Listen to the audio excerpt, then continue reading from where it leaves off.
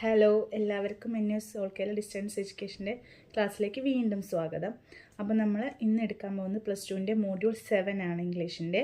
അപ്പോൾ നമുക്ക് after 20 years എന്നാണ് നമ്മുടെ ചാപ്റ്ററിൻ്റെ പേര്. നമുക്ക് സമ്മറിയിലേക്ക് പോവാം. After 20 years by O. Henry is a short story centered on a chance reunion and a twist of fate. The story begins with a New York City policeman patrolling the streets on a chilly night. He encounters a man named Bob waiting in the doorway of a closed hardware store. Bob explains that he is waiting for his old friend Jimmy Wells, with whom he had made a pact 20 years earlier to meet at the same spot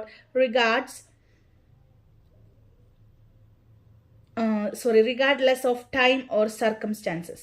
Bob had gone west in pursuit of fortune, while Jimmy stayed in New York. The two had lost contact over the years, but Bob is confident that Jimmy, a loyal and trustworthy friend, will keep the appointment. The policeman chats briefly with Bob and moves on. After some time, another man appears, and Bob initially believes it is Jimmy. They talk briefly before heading down the street, but under a street light, Bob realizes the man is not Jimmy.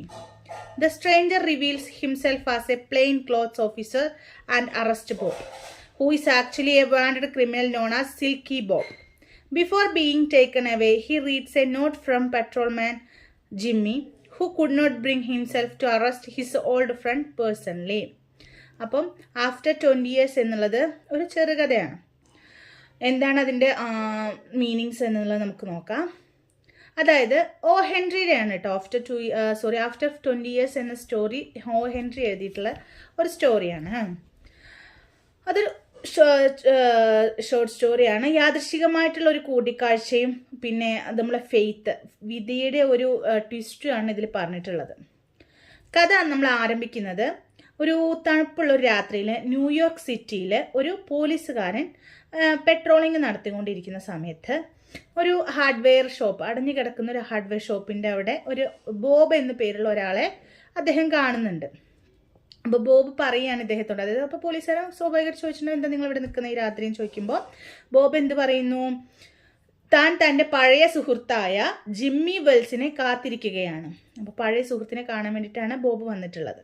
20 വർഷം മുമ്പ് അവർ സമയമോ സാഹചര്യങ്ങളോ എന്താണ്, അതായത് before 20 years അവരെന്ത് വാക്ക് കൊടുത്തിട്ടുണ്ട്, അവരുടെ സന്ദർഭമോ സാഹചര്യങ്ങളോ ഏത് സന്ദർഭമായാലും അവർ 20 വർഷം കഴിഞ്ഞാൽ അവർ ഇതേ സ്ഥലത്ത് വെച്ച് കണ്ടുമുട്ടും എന്ന് അവർ വാഗ്ദാനം ചെയ്തിരുന്നു. അപ്പോൾ ബോബ് അത് വിശ്വസിച്ച് ജിമ്മി വരും എന്നുള്ള വിശ്വാസത്തിലാണ് വന്നിട്ടുള്ളത്.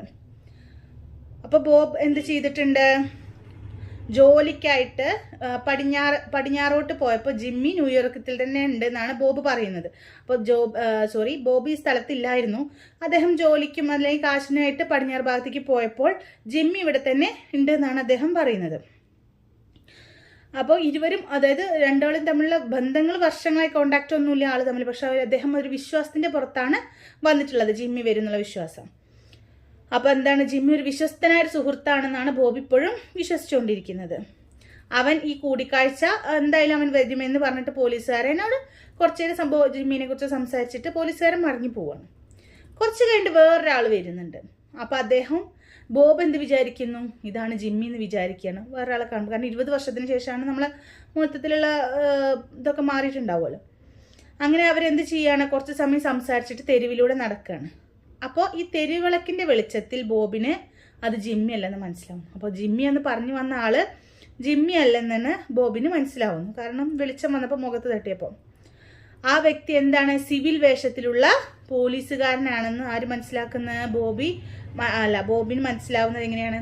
ഈ പോലീസുകാരൻ പറയുന്നത് അദ്ദേഹം ജിമ്മി അല്ല എന്ന് ബോബ് തിരിച്ചതിന് ശേഷം പോലീസുകാരൻ പറയുകയാണ്, ഞാൻ ജിമ്മി അല്ല, ഞാൻ സിവിൽ വേഷത്തിലുള്ള പോലീസുകാരനാണ്, ബോബിനെ അറസ്റ്റ് ചെയ്യാനാണ് വന്നതെന്ന് പറയുന്നത്.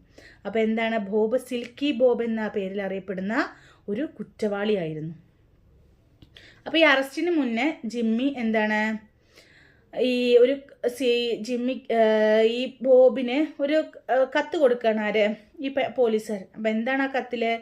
പെട്രോൾമാനായി വന്നിരുന്ന ജിമ്മി ആദ്യം വന്നിരുന്നു, പക്ഷേ തൻ്റെ സുഹൃത്ത് ഒരു കൊടും കുറ്റവാളിയാണെന്ന് അറിഞ്ഞിട്ട് അറസ്റ്റ് ചെയ്യാനുള്ള ബുദ്ധിമുട്ട് കാരണം വേറൊരു പോലീസുകാരനെ വിളിച്ച് പറഞ്ഞതാണെന്ന് ജിമ്മി പറഞ്ഞു.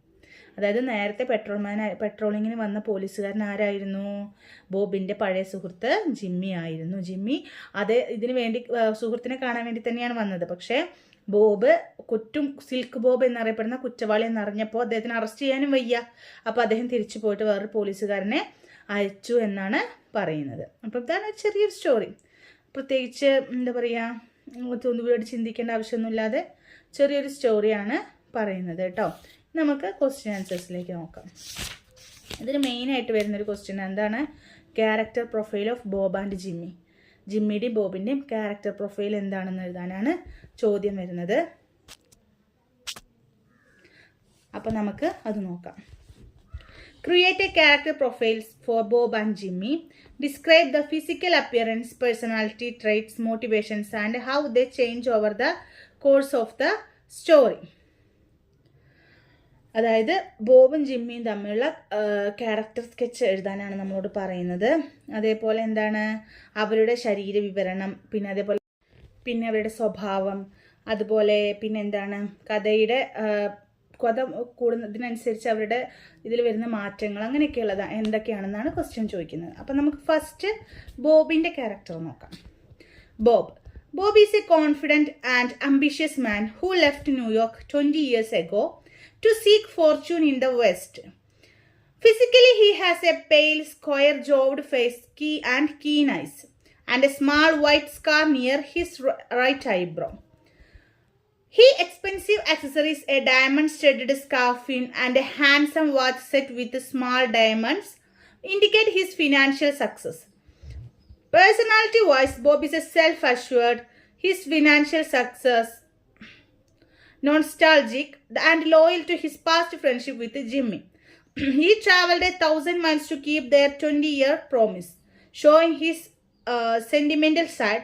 However, his success has also made him somewhat arrogant, as seen when he boasts about competing with the sharpest wits in the West. His character takes a dark turn when it's revealed that he is a wanted criminal, Silky Bob, suggesting that his ambition led him down a dishonest path. അപ്പം എന്താണ് ബോബിൻ്റെ character? Bob വളരെ കോൺഫിഡൻസും ആകാംക്ഷയും നിറഞ്ഞ ഒരാളാണ്. ആത്മവിശ്വാസവും ആകാംക്ഷയും നിറഞ്ഞ ഒരാളാണ്. 20 വർഷങ്ങൾക്ക് മുന്നേ അദ്ദേഹം എന്താണ് സമ്പത്ത് അല്ലെങ്കിൽ ആസ്തി ഉണ്ടാക്കാൻ വേണ്ടി അന്വേഷിക്കാൻ ന്യൂയോർക്കിൽ നിന്ന് അദ്ദേഹം പടിഞ്ഞാറോട്ട് പോയ ഒരാളാണ്. ശരീരത്തിന്റെ വിവരണം എങ്ങനെയാന്ന് വെച്ചാൽ വെളുത്ത നിറം, വൈറ്റ് സ്കിന്നാണ്. ദെൻ ചതുരാകൃതിയിലുള്ള താടിയോട് കൂടിയ മുഖവും മൂർച്ചയുള്ള ഷാർപ്പ് ഐസാണ് അദ്ദേഹത്തിന്റെ. പിന്നെ വലത് കണ്ണിന് സമീപം ചെറിയ മുറിവിന്റെ ഒരു അടയാളം അദ്ദേഹത്തിനുണ്ട്. അയാൾ ധരിക്കുന്ന ഡ്രസ്സോ വില കൂടിയ ആക്സസറികളാണ് അദ്ദേഹത്തിനുള്ളത്. എന്തൊക്കെയാണ്? ഡയമണ്ട് പതിപ്പിച്ച സ്കാർഫ്, പിന്നെ ദെൻ ചെറിയ ഡയമണ്ട് പതിപ്പിച്ച മനോഹരമായ വാച്ച്. അതൊക്കെ അദ്ദേഹത്തിന്റെ സാമ്പത്തിക, അതായത് നല്ല പൈസക്കാരനാണ് എന്ന് പറയുന്നുണ്ട്. ദെൻ സ്വഭാവോ, ബോബ് ആത്മവിശ്വാസമുള്ളവനും പഴയ ഓർമ്മകളെ അതായത് പഴയ ഓർമ്മകൾക്ക് വില കൊടുക്കുന്ന ഒരാളുമാണ്. ജിമ്മിയായിട്ടുള്ള സൗഹൃദത്തിൽ അദ്ദേഹം ഒരു വിശ്വസ്തനാണെന്നാണ് പറയുന്നത്. അതായത് അദ്ദേഹം കള്ളത്തരമൊന്നും ചെയ്തിട്ടില്ല. അതിൽ 20 വർഷം മുന്നേ ഉള്ള വാഗ്ദാനം പാലിക്കാനാണ് അദ്ദേഹം 1000 മൈൽ ദൂരം യാത്ര ചെയ്തിട്ട് ഇപ്പോൾ ഇങ്ങോട്ട് വന്നിരിക്കുന്നത്. അപ്പം അതുകൊണ്ട് തന്നെ അദ്ദേഹത്തിൻ്റെ ഒരു ഇമോഷനായിട്ടുള്ള ഒരു സ്വഭാവം എങ്ങനെയാണെന്ന് നമുക്കിതൊന്ന് മനസ്സിലാക്കുന്നുണ്ട്. എന്നാൽ പക്ഷെ അദ്ദേഹത്തിൻ്റെ ആ ഒരു വിക്ടറി ഉണ്ടല്ലോ, അത് അദ്ദേഹത്തിനെ ഒരു അഹങ്കാരിയാക്കി മാറ്റിയിട്ടുണ്ട് എന്നാണ് പറയുന്നത്. അതായത് പടിഞ്ഞാറിൽ അദ്ദേഹം മികച്ച ബുദ്ധിശക്തിയുള്ളവരുമായിട്ട് മത്സരിച്ചു എന്ന് അദ്ദേഹം സ്റ്റോറിയിൽ പറയുന്നുണ്ട് എന്ന് പറയുന്നത്. അതായത് അവിടെ വെസ്റ്റിൽ അദ്ദേഹം വളരെ ബുദ്ധിശക്തിയുള്ള ആൾക്കാരൊക്കെ മത്സരിച്ച് വിജയിച്ച് വന്ന ഒരാളാണെന്ന് അദ്ദേഹത്തിന് ഉണ്ടായിരുന്നു കോൺഫിഡൻസ്. പിന്നെ സ്റ്റോറിയുടെ ലാസ്റ്റ് എന്താണ്? ബോബ് അതായത് സിൽക്കി ബോബ് ആണെന്നുള്ളത് തെളിയിക്കപ്പെടുകയും അതുകൊണ്ട് തന്നെ അദ്ദേഹത്തിന്റെ ഒരു ആങ്സൈറ്റി അതിനെ തെറ്റായ അല്ലെങ്കിൽ അസത്യമായ ഒരു വഴി, അതായത് കാശുണ്ടാക്കണം എന്നുള്ളൊരു അദ്ദേഹത്തെ തെറ്റായ വഴിയിലേക്ക് നയിച്ചു എന്നുമാണ് ബോബിന്റെ ക്യാരക്ടറൈസേഷൻ ഈ സ്റ്റോറിയിൽ പറയുന്നത്. ഇനി നമുക്ക് ഇവിടെ പറയാനുള്ളത് ജിമ്മി വെൽസിന്റെ ക്യാരക്ടർ എങ്ങനെ. ജിമ്മി വെൽസിന്റെ character. Jimmy is portrayed as a dependable law abiding man who stayed in New York. Unlike Bob, he did not seek wealth aggressively but instead took a steady job in the city department. Physically, he is tall, having grown a few inches since youth. But his appearance is mostly concealed under an overcoat when he sends an impostor to arrest Bob. His personality is marked by loyalty as he remembers the promise after 20 years. But also by a strong sense of duty. His internal conflict arrests when he recognizes Bob as a wanted criminal but cannot bring himself to arrest his old friend personally. Instead, he sends another officer, showing both compassion and professionalism. His note to Bob reveals his moral struggle and his respect for their past friendship. എന്താണ് ഈ കഥ Jimmy വെൽസിന്റെ എന്താ പറയുന്നത്? Jimmy വെൽസിനെ കുറിച്ച് Jimmy Wells വളരെ വിശ്വസനീയനും നിയമം പാലിക്കുന്ന ഒരു അതായത് അദ്ദേഹം എന്താണ് ഒരു നിയമം വിശ്വസിക്കുന്ന ഒരാളായിട്ട് അല്ലെങ്കിൽ ഡിപ്പെൻഡബിൾ ആയിട്ടുള്ള ഒരാളാണെന്നാണ് പറയുന്നത്. അവൻ എന്താണ് ന്യൂയോർക്കിൽ തന്നെ തുടരാൻ ഇഷ്ടപ്പെട്ടിരുന്ന ഒരാൾ, അതായത് പുറത്തൊന്നും പോകുന്നത്, അതായത് ഒരുപാട് കാശുണ്ടാക്കണം അങ്ങനെ ആർത്തിയൊന്നും ഇല്ലാത്ത ഒരാളായിരുന്നു. പിന്നെ എന്താണ് അദ്ദേഹം നഗരത്തിൽ തന്നെ ഒരു പോലീസ് വകുപ്പിൽ സ്ഥിരമായൊരു ജോലി അദ്ദേഹത്തിന് കിട്ടി. പിന്നെ അദ്ദേഹത്തിന് ശാരീരികപരമായിട്ട് അദ്ദേഹം എന്താണ് കുറച്ച് ഉയരം കൂടിയതാണ് ജിമ്മി എന്ന് പറയുന്നത്. പക്ഷേ ബോബിനെ അറസ്റ്റ് ചെയ്യാൻ ഒരാളെ അയക്കുമ്പോൾ അയാളുടെ രൂപം കൂടുതലായിട്ട് ഒരു ഓവർകോട്ട് കൊണ്ട് മറിച്ചിരിക്കുന്നു എന്നാണ് പറഞ്ഞത്, അതായത് ബോബിന് മനസ്സിലാവാതിരിക്കാൻ വേണ്ടിയിട്ട്. പിന്നെ അദ്ദേഹത്തിൻ്റെ സ്വഭാവം എങ്ങനെയാണ്? അദ്ദേഹം ഒരു വിശ്വസ്തനാണ്. 20 വർഷങ്ങൾക്ക് ശേഷവും ആ വാഗ്ദാനം ഓർക്കുന്ന ഒരാളാണ്. ബോബിനെ പോലെ തന്നെ ഫ്രണ്ട്ഷിപ്പിന് വേണ്ട വില കൊടുക്കുന്ന ഒരാൾ തന്നെയാണ് ജിമ്മിയും. പക്ഷെ അതോടൊപ്പം ശക്തമായൊരു കടമബോധം, അതായത് അദ്ദേഹത്തിൻ്റെ ജോലി എന്താണ്, അദ്ദേഹം എന്താണ് ചെയ്യുന്നത്, അതിനെക്കുറിച്ചുള്ളൊരു കടമയും ഉള്ളൊരു വ്യക്തിയാണ് ആര്? ജിമ്മി. ആ ഒരു കുറ്റവാളി അദ്ദേഹം തിരിച്ചറിഞ്ഞപ്പോൾ അത് പഴയ സുഹൃത്തായിട്ട് കൂടി അദ്ദേഹത്തെ അറസ്റ്റ് ചെയ്യാൻ അവന് കഴിയാത്തത് കൊണ്ട് വേറൊരാളെ അയക്കുകയാണ് ജിമ്മി ചെയ്തത്. അപ്പം അതിലൂടെ അദ്ദേഹത്തിൻ്റെ കരുണയും പ്രൊഫഷണലിസവും ഒരുപോലെ പ്രകടമാവുന്നുണ്ട് എന്നാണ് പറയുന്നത്. ബോബിനുള്ള അവൻ്റെ കുറിപ്പ് എന്താണ്? അദ്ദേഹത്തിൻ്റെ മനസ്സിലുള്ള സംഘർഷവും അതേ സൗഹൃദത്തോടുള്ള ഒരു സ്നേഹമൊക്കെ കാണിക്കുന്നുണ്ട് എന്നാണ് ക്വസ്റ്റ്യനിൽ പറയുന്നത് കേട്ടോ. ഇനി next question. Right a note on the atmosphere of the story after 20 years. How does the writer create the atmosphere? After 20 years എന്ന കഥയുടെ അറ്റ്മോസ്ഫിയർ, അന്തരീക്ഷത്തെ കുറിച്ചിട്ട് ഒരു കുറിപ്പ് എഴുതാൻ എഴുത്തുകാരൻ എങ്ങനെയാണ് ഈ ഒരു അറ്റ്മോസ്ഫിയറിനെ സൃഷ്ടിച്ചതെന്നാണ് ചോദ്യം. ക്വസ്റ്റ്യൻ ആൻസർ നോക്കാം. O. Henry creates a tense melancholic atmosphere through vivid descriptions of the setting and weather. The story opens with a nearly deserted street at night, where chilly gusts of wind with a taste of rain make the scene feel lonely and foreboding. The closed business and dim lighting contribute to a sense of isolation, mirroring Bob's uncertain wait for his long-lost friends. The weather intensifies as the story progresses. A fine cold drizzle falls and the wind becomes stronger, heightening the suspense before the final confrontation. The darkness and silence contrast with the brief moment when the Bob lights a match, illuminating his face and unknowingly revealing